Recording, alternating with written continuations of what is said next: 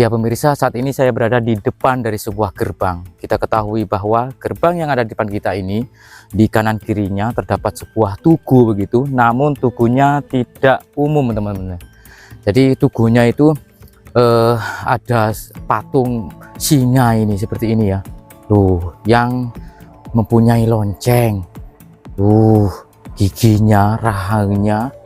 Nah seperti itu, sangat mengekspresikan sebuah kemarahan yang benar-benar merupakan sosok penjaga dari sebuah gerbang ya. Dan di sini kalau kita coba masuk, nah di wilayah inilah konon menurut dari beberapa sumber merupakan wilayah kekuasaan dari kerajaan Kahuripan yang dirajai oleh Raja Erlangga. Nah banyak prasasti-prasasti yang dikeluarkan oleh Raja Erlangga teman-teman sebagai bentuk menghormati terhadap masyarakat yang mendukung tentang berdirinya kerajaan Kahuripan. Dikutip dari prasasti Pasar Legi yang ada di Sendang Rejo yang tidak jauh dengan wilayah ini. Nah bahwa wilayah Pataan dulunya merupakan wilayah yang istimewa. Banyak bangunan-bangunan suci maupun mungkin di dalamnya juga ada beberapa tempat sakral ya, dan mungkin juga di wilayah ini terdapat istana dari kerajaan Kahuripan. Kita tidak tahu, namun dari prasasti Pasar Legi yang dikeluarkan di tahun 965 Saka atau 1043 Masehi, Raja Erlangga mengutus Citraleka untuk menulis sebuah titah. Barang siapa yang mematuhi tentang perintah raja, maka desanya atau wilayahnya akan dibebaskan dari pajak. Dan di dalamnya terdapat sebuah kutukan-kutukan yang dimana dari kutukan tersebut jika dilanggar maka akan mendapatkan istilahnya sebuah musibah begitu teman-teman. Secuil kalimatnya, ketika pergi ke hutan maka dimakan oleh ular atau dililit oleh ular besar, dan ketika berada di sebuah lapang terbuka tersambar petir, dan apabila pergi ke laut lepas dia akan dimakan oleh ikan besar, saudaraku.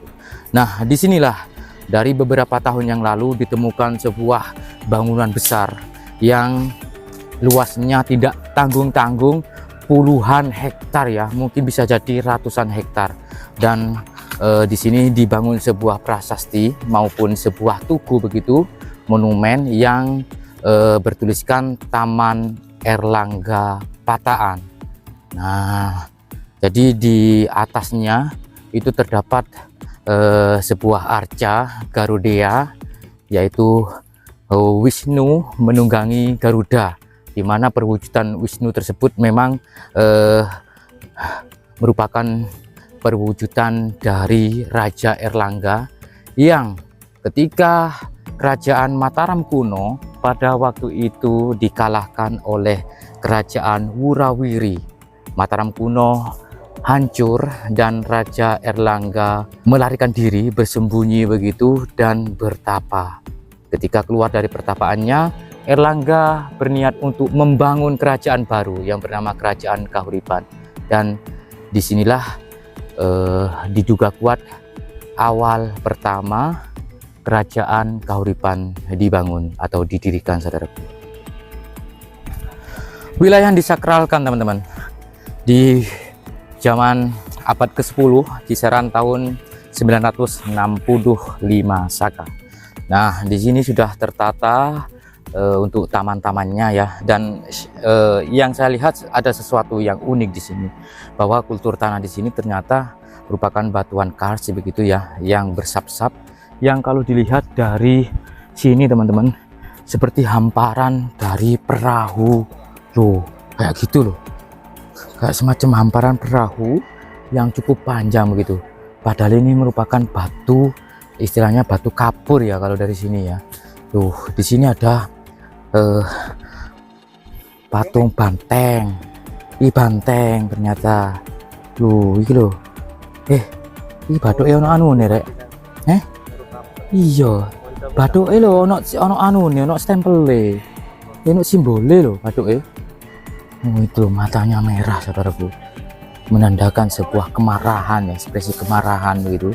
Dan ini anaan nih si anaan rek loh gitu. Dan di sini kami mendapati gajah. Nah, jadi hewan-hewan ini merupakan hewan yang dikeramatkan ya pada zaman kerajaan. Nah, seperti ini gajah. Nah, warnanya hitam. Iya loh, kalau kita ke sini kita dapatkan sosok anak kecil yang memegang sesuatu begitu dengan bentuk fisik seperti meragakan sebuah adegan silat ya. Iki koyok samu bubuhu, koyok bubuhu kocomotoan rek. Iki loh. Sini ada kodok. Nah, yang lagi duduk nyantai begitu ya, menikmati hidup dengan memandangi hamparan dari persawahan warga yang cukup indah. Kayak gitu. Dan selain itu, di samping dari kodok ini terdapat apa iki dinosaurus ta. Iki dinosaurus. Tuh iya rek. Ini hewan mitologi mungkin ya, tapi kalau dinosaurus itu memang benar-benar ada teman-teman, karena banyak ditemukan fosil-fosilnya ya. Nah, seperti itu. Dan di sini, nah seperti itu, saya melihat banyak sekali batu-batu yang sudah mengkristal, bahkan seperti transparan begitu ya. Nah, di situ mungkin saking tuanya begitu ya. Nah, dan kami mendapati sebuah arca dewi. Saya kurang tahu ini namanya siapa, tapi yang jelas di sini kalau melihat dari postur tubuhnya ya, arca ini begitu ya. Nah, ya seakan-akan sedang melakukan bertapa ya, bersemedi. Tangannya yang sebelah kiri menengadah dan yang sebelah kanan memegang lutut. Jadi posisi bertapa itu mungkin seperti itu di zaman itu ya. Nah, seperti ini. Masya Allah, luar biasa yo. Ini yang buat ini benar-benar seniman yang ahli ini, karena tidak sembarangan teman-teman bisa membuat arca dengan bentuk yang sempurna kayak gini. Bahkan kami mendapatkan pahatan-pahatan, ukiran-ukiran ya. Nah, seperti ini pola-pola batik ya.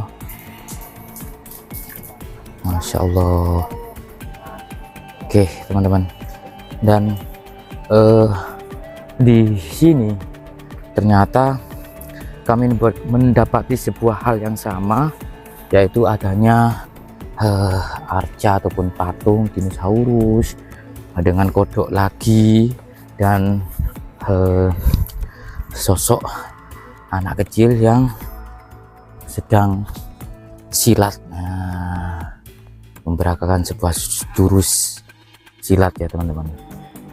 Oke, dan lagi kami mendapatkan Dewi Sri. Tuh ada Dewi Sri yang membawa gentong abadi. Nah, membawa gentong amerta kayak gitu ya. Ini berdiri di atas bunga teratai, jadi kayak Dewi Kuan Yin paling yo, tapi membawa gentong.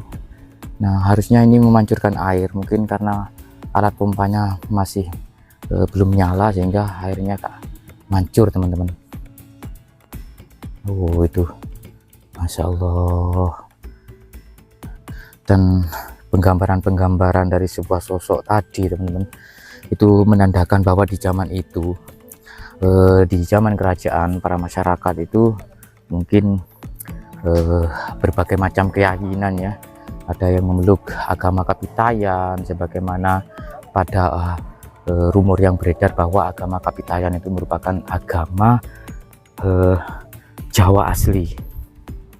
ada juga yang menganut agama Hindu Siwa serta Buddha ya, dan diiringi dengan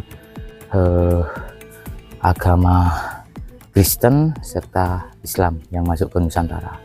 Ya, berbeda-beda tapi tetap satu jua, Bhinneka Tunggal Ika. Terima kasih saudaraku sudah menonton video ini, dan assalamualaikum warahmatullahi wabarakatuh. Rahai.